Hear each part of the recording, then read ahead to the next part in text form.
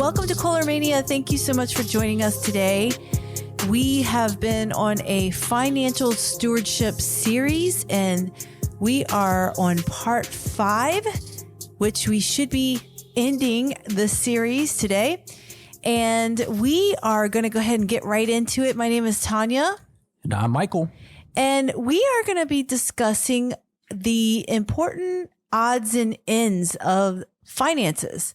Those little things that we don't think about, like checking account and all these little nuances that we just kind of forget in our day to day. So let's go ahead and get started. I'll turn it over to you, Michael. Yes, we'll jump right into it. We want to just talk about important odds and ends. We don't want to make it sound like it's unimportant by calling it odds and ends. We just don't have an umbrella term in order to categorize all that we want to talk about. So this is a bunch of different things that we want to make sure that we talk to our children about when in regards to finances, so we teach them how to be good stewards of God's money. We first of all want to reiterate that we are not financial planners. We're not trying to be your financial planner. We're trying to teach what the evangelical financial planners teach, like the Dave Ramseys of the world, that we want to make sure we pass on to our children.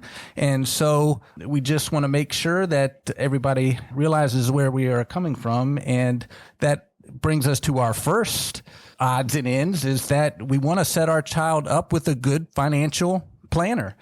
Even Dave Ramsey has a financial planner. He says he doesn't have the time to know everything that's going on with the market and all the different funds that are out there. So he has the financial experts who that's their job to do that. They're the ones that research all that and know all that and know what the best investments are. And of course, Dave Ramsey, like the rest of us, should hopefully know at least the basics of what's going on so that we understand what a financial planner tells us and the choices that he has for us. But where do we find a financial planner? Of course, we can always get a personal reference. A good idea, though, is to ask, is this person a Christian? You know, do they have a Christian philosophy when it comes to their financial outlook about debt and other things? So that's one of the best ways, is just a personal reference from somebody you know who likes their financial planner. Dave Ramsey has what he calls Smart Investor Pros online. You can get online and get somebody that he endorses as someone who follows his philosophy and has a teaching mentality in order to do what's best in your best interest and make sure that you understand what is going on, and teaching you as well about finances and the different choices. So you could just pick one of those online. Thrivent is another one. That's the one we go with. We like them because that's a Christian organization, and all their profits, their nonprofit, all their profits go back to the church and the community. And so we like the idea of going with Thrivent. If you've heard of Dan Celia on the radio, he is a big proponent of biblical responsible investing, and you can join his organization. That fee may change, and he if you join his organization, he'll advise you on what to invest in things that are biblically responsible, in companies that don't invest their money in bad things that are contrary to the Bible. And that's an important concept, to see where we are investing, what companies we are supporting. But with Dan Celia, you have to do a little bit of self-management with that and do a little research, and you got to learn from his website what to invest in. And so there's a little work with that, but that's an option. There are Timothy funds out there that also do biblically responsible investing. So those are some of the choices for making sure you have a good financial advisor, and have your child set up with a good financial advisor that can help with a lot of these concepts. And they're the ones that'll set you up with a Roth and a 529 and other things like that. So that's the first in.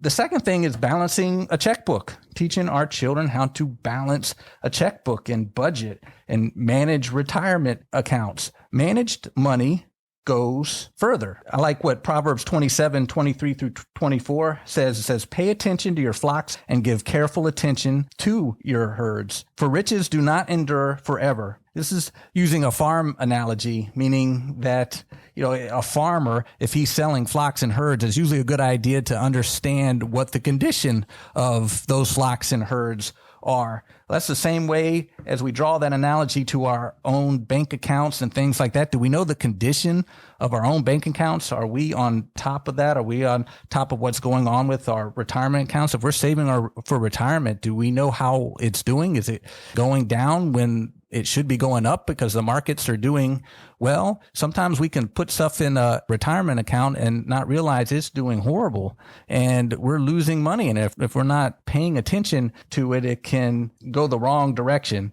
So we want to make sure we teach our children that about balancing a checkbook. Only 20% of the population actually balances a checkbook.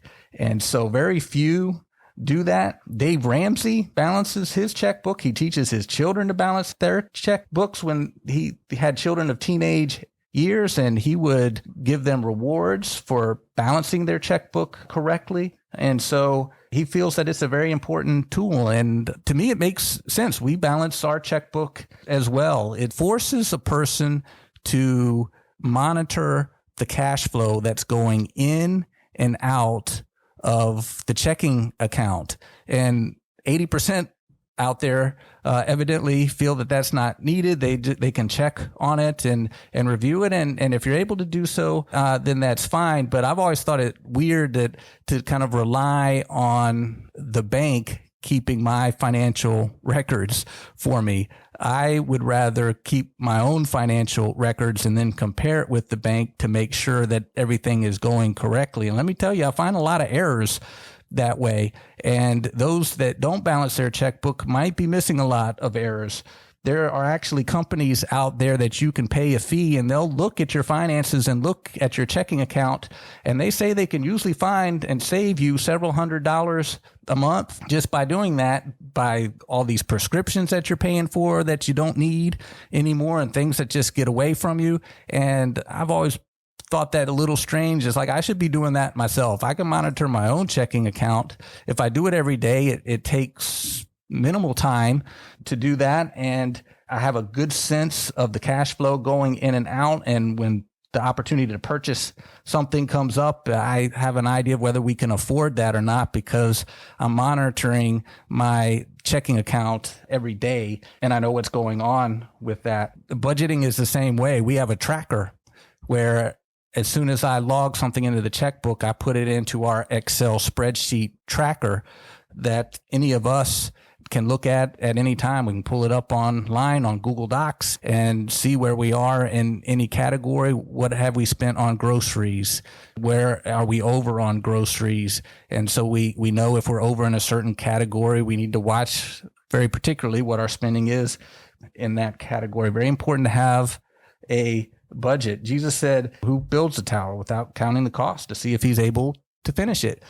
And he's using that as an analogy of counting the cost of discipleship. But look at what he's using as an analogy, a financial principle of, in effect, in modern terms, if you were going to renovate your home, you need to have a budget. You have a certain amount of money you want to spend on that. And you have a certain amount on floors. You have a certain amount on counters, a certain amount on tiles, a certain amount you want to spend on the bathroom. And if you go over in one category, you have to make adjustments because you only have X amount of dollars to spend on this project. That's budgeting.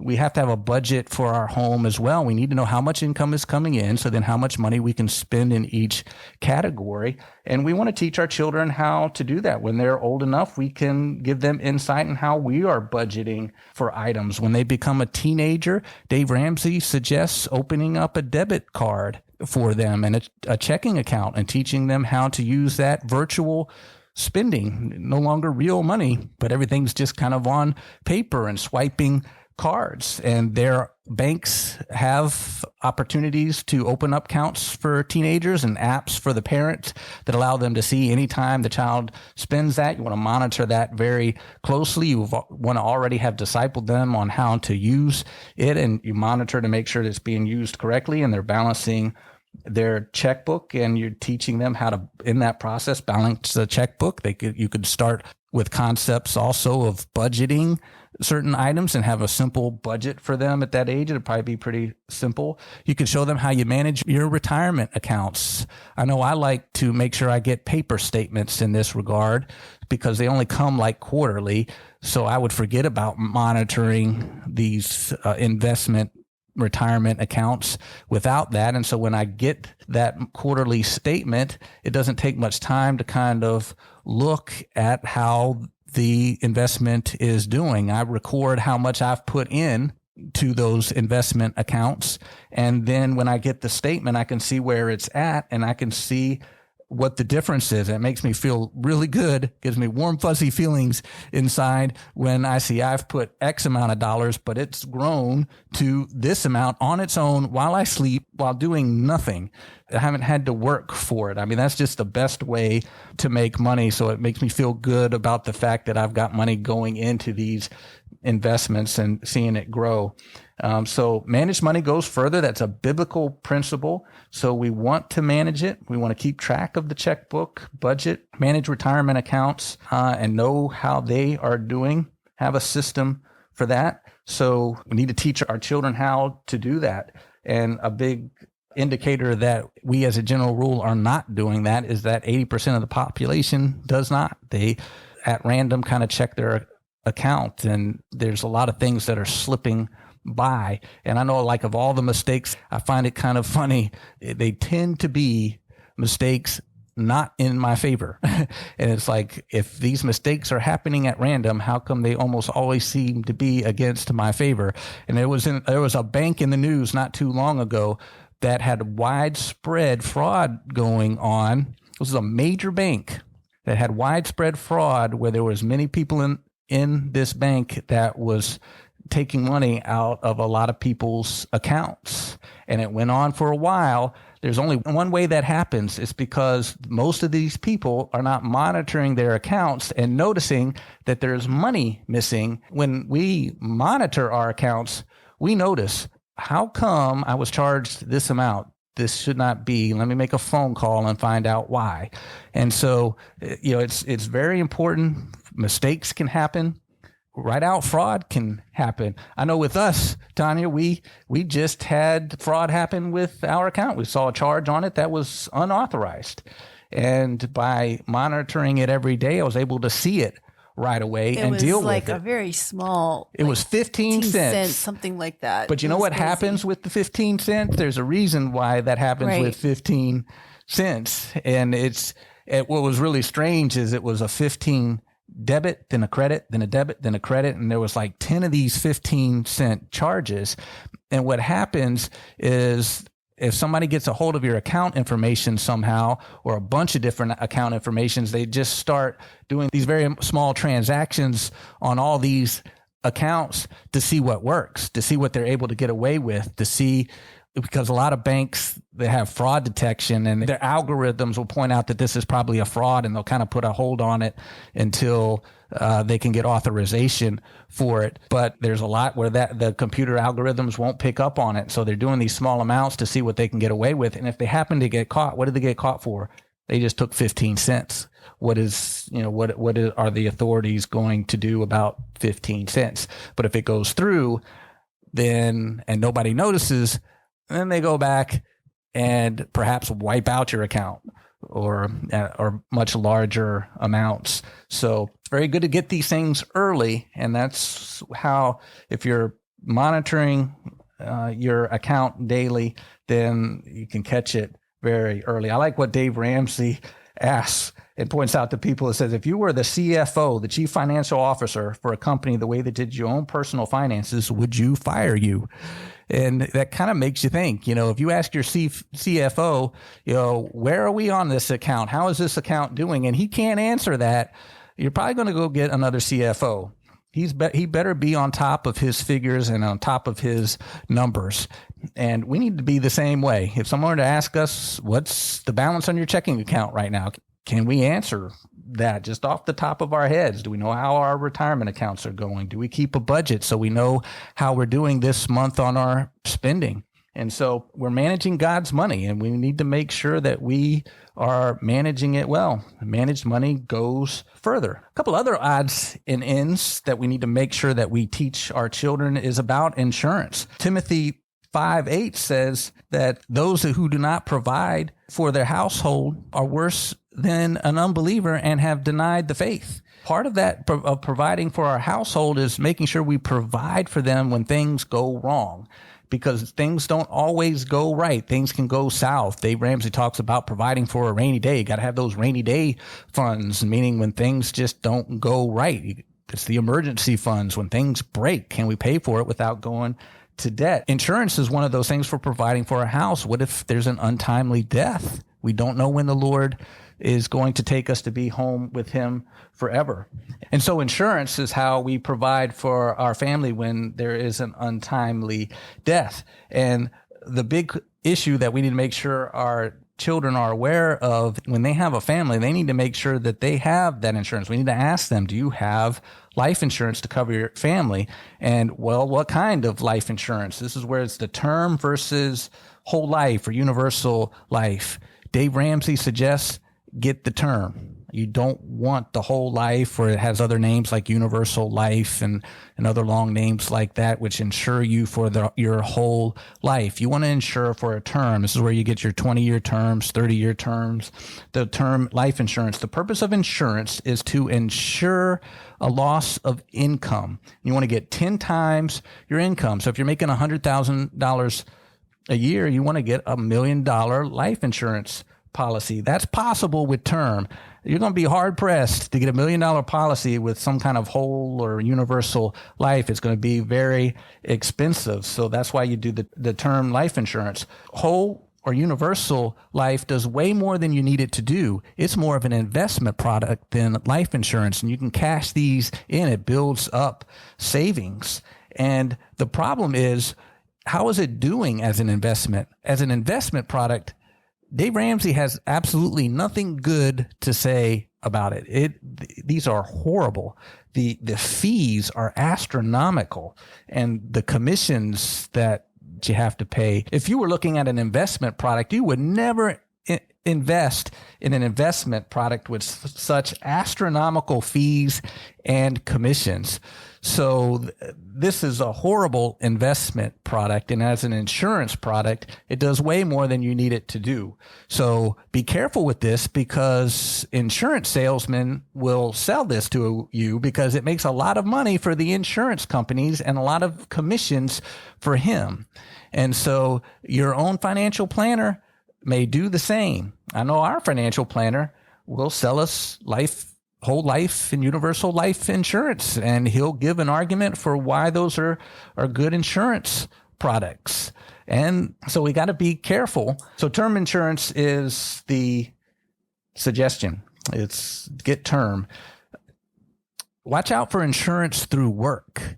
If you get insurance through work, it may be very appealing. It may be cheaper, but make sure that insurance product will continue if you were to leave your job for whatever reason. Lose your job, leave the job, will it continue? If it won't continue, if you left the job, it might be better to go with insurance that's not connected with your work. So always be sure to check in with that. Advise your children to be on the lookout for those kind of things. Other issues with insurance is umbrella policies. If your child is starting to gain assets, rental properties, you start to become a little bit more of a magnet for lawsuits, and it's probably a good idea to start getting an umbrella policy that helps give you a little added insurance where insurance won't cover. The umbrella policies are usually not very expensive. They're pretty cheap. You can get $1 million umbrella policy for relatively little amount to be worth the added risk that you're having by starting to get increasing in your assets. Long-term disability insurance, Dave Ramsey recommends to get that, not less than 5 years coverage. Make sure you get 60 to 65% coverage of your income. 1 out of 3 people will become disabled and be without work for a 6-month time. I mean, that's pretty good odds that you might have a 6-month period where you can't work, and disability coverage can really come in handy. Unfortunately, it is pretty expensive, so this might be be something that you might have to get if your work offers it at a reasonable price, something to look into and see if you can afford coverage and it makes sense to be able to pay for that. Other insurance issues, make sure your child is aware of car insurance and health insurance, homeowners, renters. Renters insurance oftentimes is overlooked. And if their rental house that they're renting or apartment is devastated by a fire and they lose everything, it might have been handy to have some rental insurance to be able to cover their belongings. And rental insurance is dirt cheap. It's worth having, but a lot of times people don't think about it. Make sure your child thinks about it. So that's insurance, providing for your household in case something untimely or unfortunate happens. We've got to have that good defense. Best offense is a good defense, and that's part of that defensive plan that we have to make sure that we have when things go south. Another part of that is having a will or a trust. Dave Ramsey just flat out says, if you don't have a will or a trust, stop everything you're doing, get that going right now and get that done. It's very important to have a will or a trust, and your kids will not have that on their radar as a young adult. Just have a tendency not to think about those things. It just seems too foreign. A lot of times we do this later, but especially if we have a family, we can get our family in a bad financial straits if we don't have a will or a trust there in case we have an untimely death. Even if your child is single, it's probably worth a consult to see if a will or trust should be in place. It's easy to think, I don't have a family right now and I don't really have any assets. Do I really need a will or a trust? Well, maybe. And a trust might be a better way to go. In general, a trust can avoid a lot of probate and your heirs having to spend a lot of money in probate costs and such, but they're a little bit more of a hassle, a little bit more expensive. But even if you don't have anything, it makes things easier to already have a trust in place. So then when you start gaining assets, you just title them in the name of a trust really easily. Whereas later on, if you set up a trust, now you have to go back at this point and rename everything into the name of the trust. Let me tell you, we just did that recently, and that can be a hassle. And so if you can do that at the forefront, it can make things a lot easier. It can make things a lot cleaner, because everything's in the trust, whereas you do it later, you got to make the decision of, is it worth putting this in the trust? Is it worth putting that in the trust to go through all the trouble? It's a lot easier to do that right at the forefront when you don't have anything. So it might be worth the consult when you don't have stuff to get a trust already in place. So again, that's the defense of plan. To have that in place, a good defense is a good offense.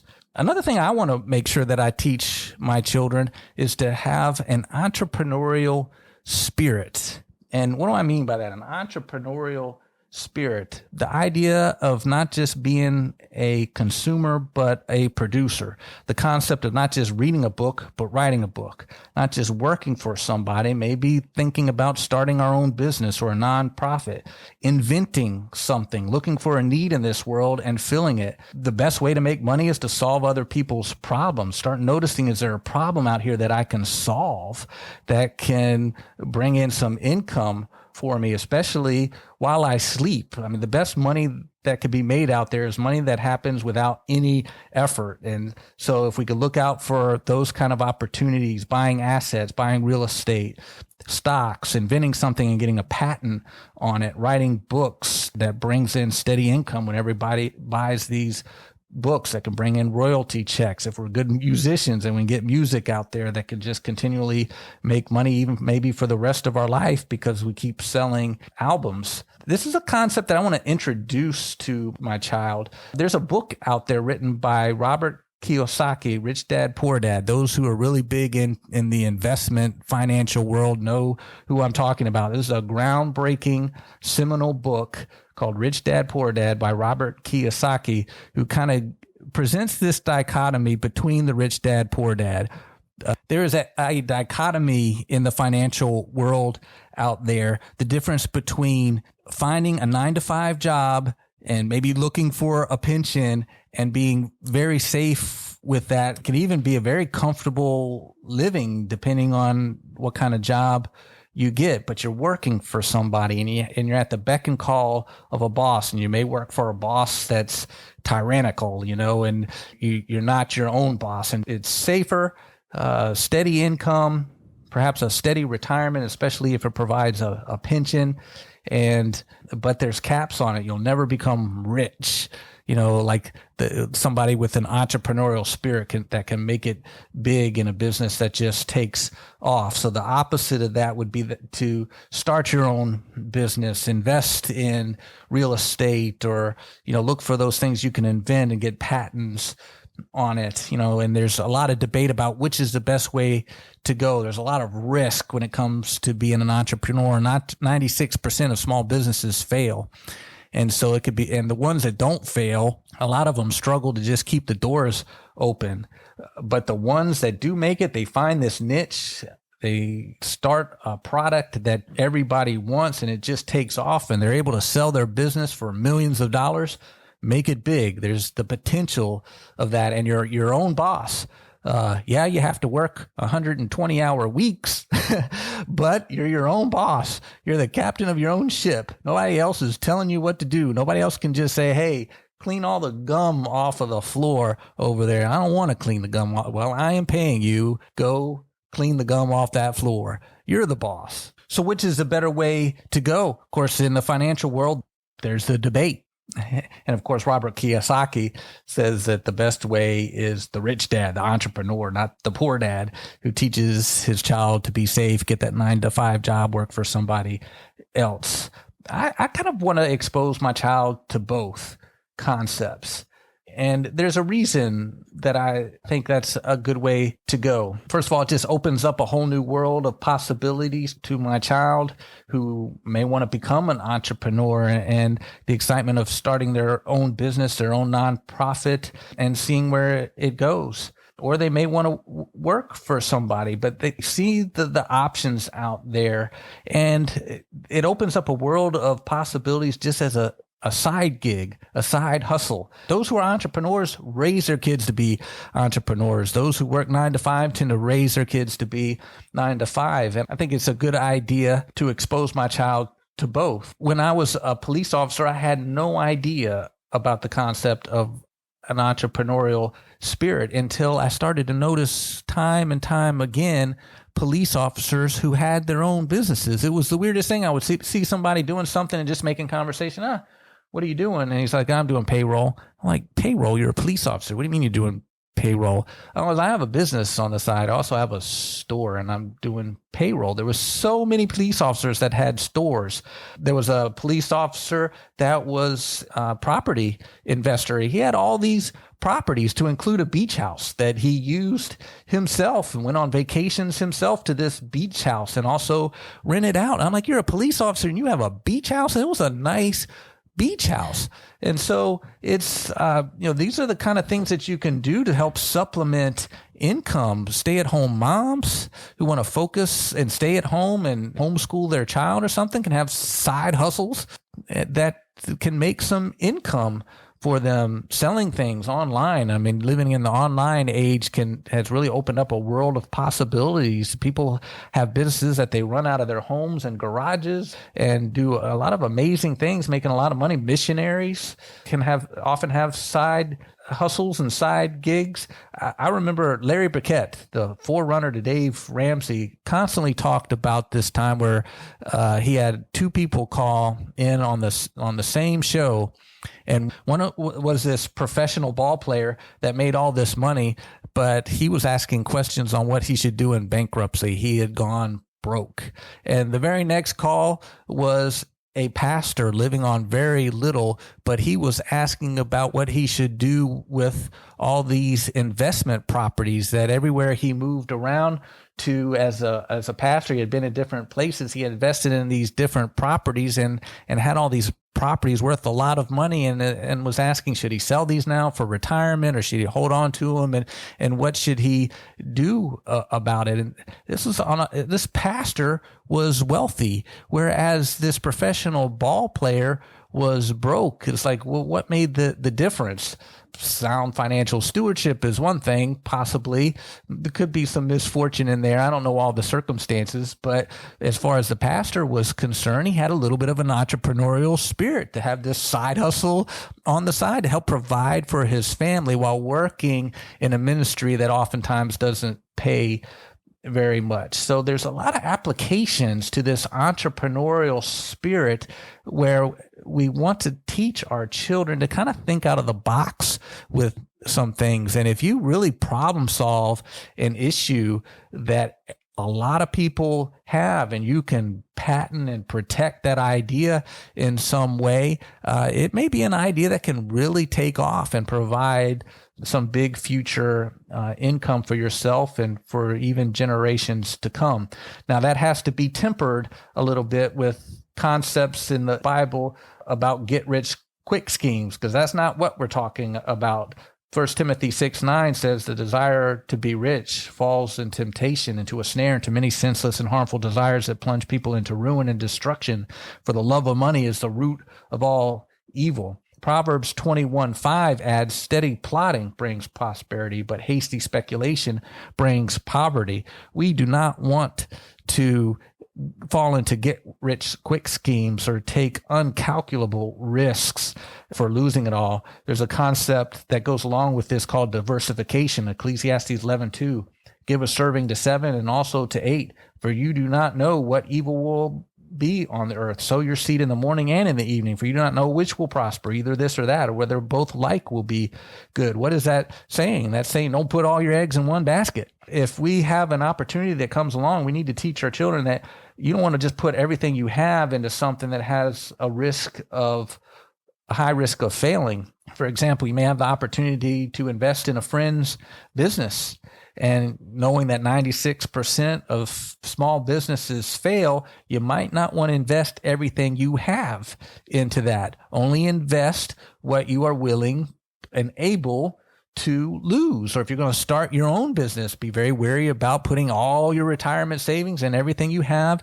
to start your own business with a 96% chance of failing. When you're starting out, you can get wide eyes and say, oh, this could take off, but you just never know what's going to catch on and what doesn't.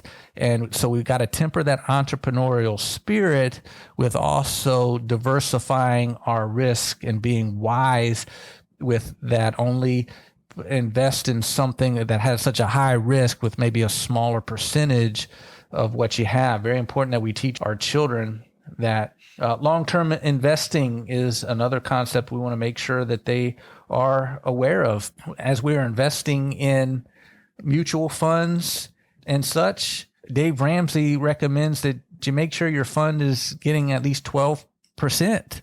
And he says, you can get a lot of pushback from your financial advisor. You can't get 12%. And he's like, I don't understand why that is, says Dave Ramsey, because I have a bunch of different mutual funds and every single one of them is gaining 12%.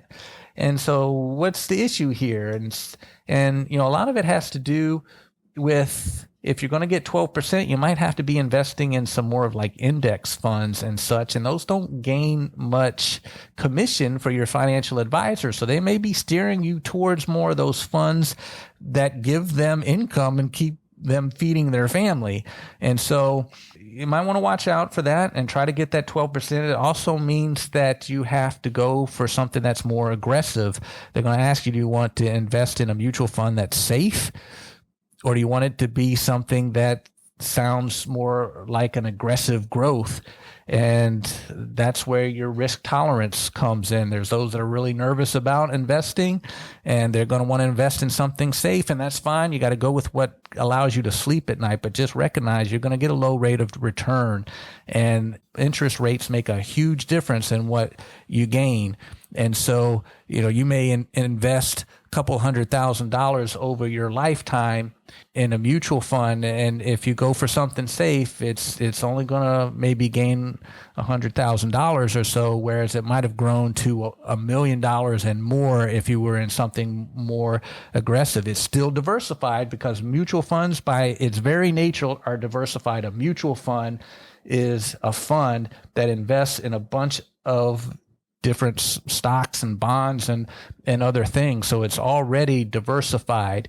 But what makes up that fund? Something that's a bunch of things that are really safe and there's no chance of really getting any good returns on it, but it's safe, or something that invests in something that's more volatile with the market, and you've got to, as you're monitoring your account, you've got to weather out those times in the market where all of a sudden your mutual fund just dropped $50,000 and you're like, go. But you recognize that's the way the market does. It goes up and down. I'm still excited about the downs because I'm still investing, and that's the time to invest, when things are cheaper and down. So when it comes back up, I know it's going to grow even more. So I always have that long-term lookout. The last thing is, how do we teach this to our children? With the focus on this, how do we teach this to our children? First of all, if we homeschool, we could just make it part of the curriculum and teach it that way. If we don't homeschool, then we teach this in our 30-minute Bible studies every time, and we make sure that whenever the Bible talks about finances, we see that as an opportunity to bring up these discussions. The other way is through chores. There is a strong link to success with chores, success in later life with chores. Such a strong link that is just a strong recommendation that we use chores as a way to teach finances. And of course, Dave Ramsey has a method that is really great to follow. I like what he suggests and he starts early at age 3. He says from ages 3 to 5, we want to start chores that they do for pay. There's a lot of parents that give allowances to our children for doing absolutely nothing. And that's why Dave Ramsey does not like the word allowance. We're just teaching them how to be entitled. We want to teach them chores for pay, and he calls it commissions. Now, there's some pushback with parents. Every time we've taught this, we always hear some pushback because parents, there's always a few that well, I don't know. I was brought up with chores being a duty. Chores should be taught that this is what you do as a member of your family, and I want to stress duty. Well, Dave Ramsey agrees with that too. But can we do both and get the best of both worlds? That there are some chores that we do as duty. This is what you do as part of the family. And there's chores that you do for pay. And there's chores that you do in the moment because I need your help and you love me. And that's why you're obeying. And therefore, we're teaching duty as well as teaching work ethic linked to pay. And there's a lot of all these financial principles that we can teach with these chores. At age 3 and 5, though, a lot may be asking, why in the world will you teach 3 to 5-year-olds to do chores? What are they going to be able to do? Well, the parent's going to be doing most of the work, and the child is just helping is a very little bit. And this is a frustrating time as a parent, because if a child is helping you with the dishes, what you could have done in a few minutes now is going to what feels like takes forever, because they are quote unquote helping, and what's the point? Well, the point is we are training them up. We are touching the palate, as it were, with our child. This is a concept in child discipleship that comes from the proverb that says, train up a child in the way that he should go, and when he's old, he will not depart from it. Train up in the Hebrew hanok, as its etymology, its history, to mean touch the palate. In the Hebrew culture, and there's a lot of other cultures that have very strong, spicy food, the way they would train their children how to eat that food and like it was to, even while they were an infant still on milk, they would mush up that food, sometimes chew it up, and take that food and touch the palate of that infant with whatever the adult was eating. So that child would grow up already learning how to like that food before they're even capable of that. And that concept became so popular in their thinking to mean, well, we should touch the palate when we're training a child how to hunt, touch the palate in training them how to cook. Before they're even really capable of these concepts, already start. There's a lot of thinking with parents of, when do I start teaching my child this? Start now. The concept is always start now, even before they're capable. Children are so capable of a lot of things before we even realize it. And they're already starting to form neural pathways for things that we don't even realize, that we want to train them before they're even capable. And that's what we're doing even with chores. They're not really capable of much between the ages of 3 and 5, certainly at age 3, but have them help clean up their toys, and they're helping you do that. Have them do dishes. With our daughter, we started at 4 and she's now 5, and what she does as her chores as duty, because she's a member of this family and she has to do this as part of a duty, is make her bed, do the dishes. She's helping me do the dishes. She helps make her bed, even if that just means moving the covers up. It takes her 2 seconds to just move the covers up, and that's enough. She helps me with the dishes, handing me dishes. Brushing her teeth and changing her clothes is considered part of her chores. What she does for money is feeding the cats, giving them some food. She has a trampoline, and she's responsible for cleaning that, and with a leaf blower, and she just kind of just moves the leaf blower around, and then I finish up to make sure it's clean. She helps with the trash. She's able to put the bag in the trash to replace that. So you're just trying to get your 3 to 5 year old to help you as much as you can. It's going to be irritating because it's going to really slow you down, but she's learning duty, to do things as duty for the family. She's also learning the concept of money and connecting work with money. And she has a payday every Sunday. We like Sunday because we pay her $1. We give actual physical money at this age that she can feel. She's not going to understand any kind of virtual money or anything written down. She's actual money in coins. Kids this age really like coins, and we do it in a way where she can take that 10 cents. What do we do that with that first 10 cents? We tithe, and we have a little purse that she can put that in, and she goes, immediately to church that day and is able to put that in the offering. We're able to give that strong connection with tithe. And what really astounds me and what I really love is she's not just tithing my money that we gave to her. She's tithing her money that she earns, and she's getting the blessings of God that says, prove me now in this, if I won't open up the windows of heaven and pour out such a blessing on you that you won't have room for it. The Malachi 3 blessing. And she is learning the concept of tithing as she's tithing her own money. There is no stronger lesson than a true life lesson that's happening with her own things. And what do we do with the next 10 or 15%? We save it. And so she's already saving for college by putting in long-term savings in that long-term savings jar, a clear jar where she can see the money and she sees it there. And then what do we do with the rest of it? We spend it. And this is a jar for your spending. And every so often we go to the dollar store so she can buy a toy that she likes, and she gets the joy of seeing the money that she earns. She gets to buy something. When she buys something, we have a big celebration. Look what you bought with your own money. And then we have those conversations where she wants to buy something, but she doesn't have enough money. It's like, well, you can save up for it. And we can have those discussions about, well, you can buy this small object right now that you want, but if you save your money, you could buy something even bigger later. And so you have those conversations. When she wants to buy everything in the store, it's not just us that she has to depend on whether we'll buy it or not for us. Like, no, well, you can buy it with your own money if you have enough money. And if you don't, then you need to save it. And the big important concepts here is we want it to be a joyful process as much as possible. We want to bring up these concepts, but she ultimately makes the decision. She's not allowed to buy anything that's against family values, a dangerous toy, or something that's just against values in some way. A toy we just do not approve of in some way. So that more worldly, like a lot of things that we just don't support from a worldview perspective. Right.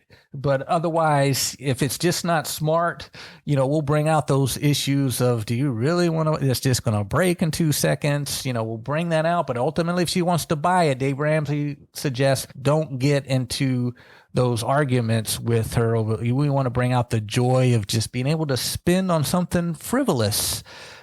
God said that's part of what we're trying to teach with money, is all the concepts of good stewardship, work, giving, tithing, saving, spending. We're already teaching her this at age 3 and touching the palate with that as she gains more and more comprehension of what this means.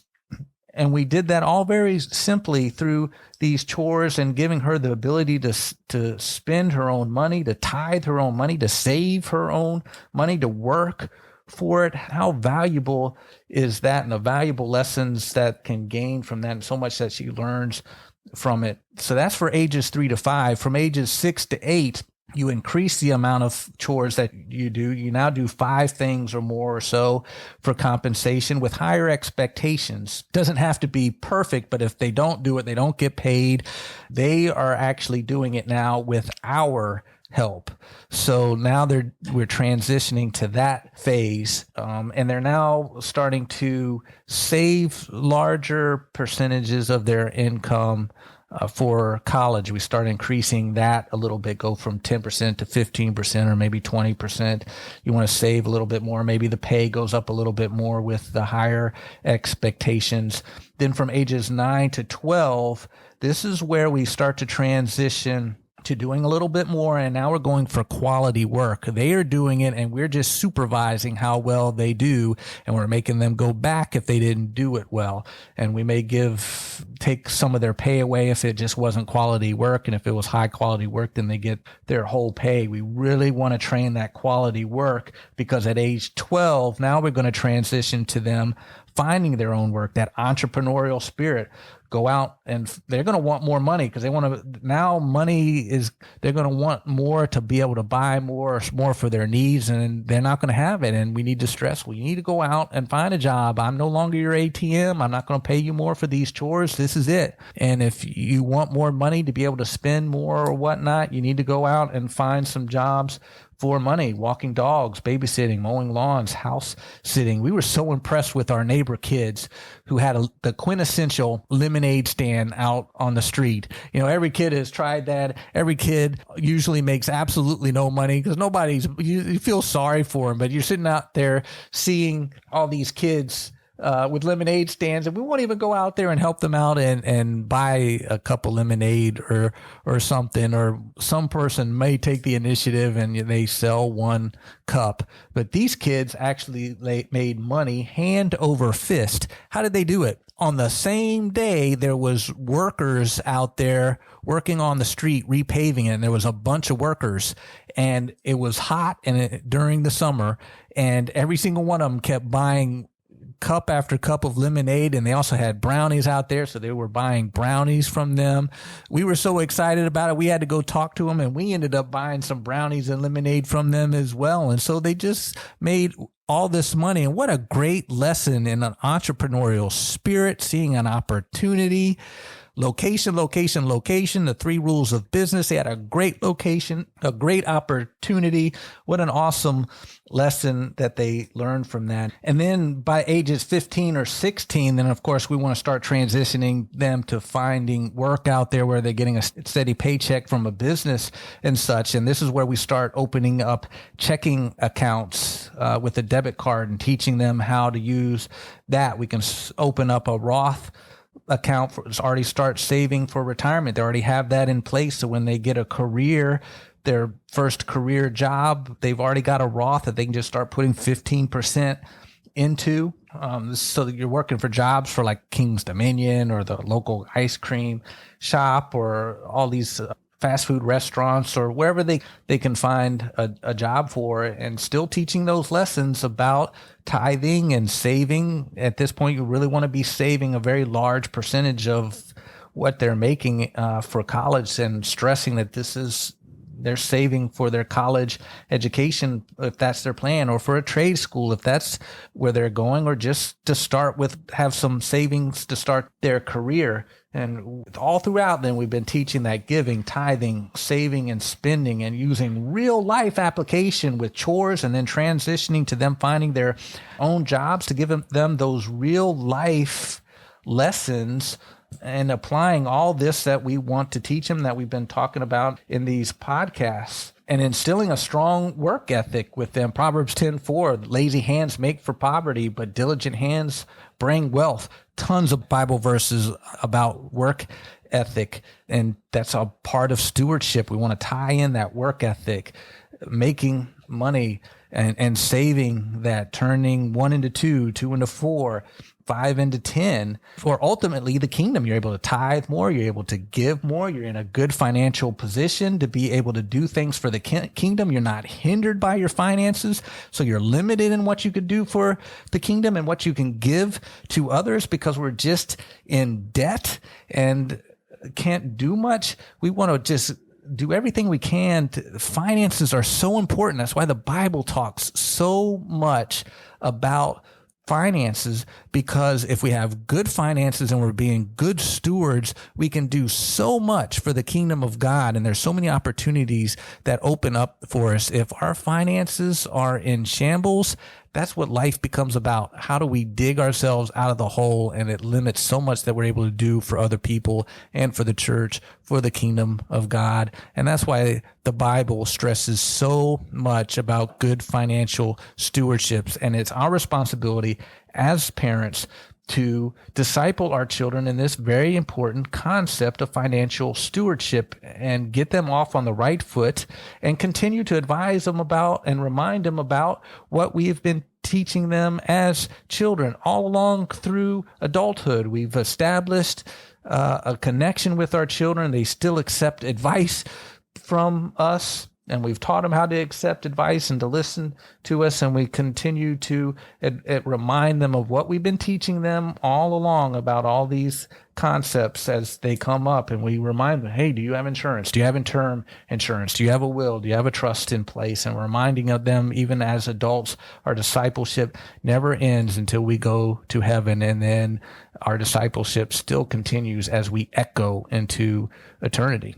This is great. Thank you so much for taking us through this amazing financial stewardship series that we have gone through. If you have not had an opportunity to listen to the 4 previous parts, please take some time to listen to that.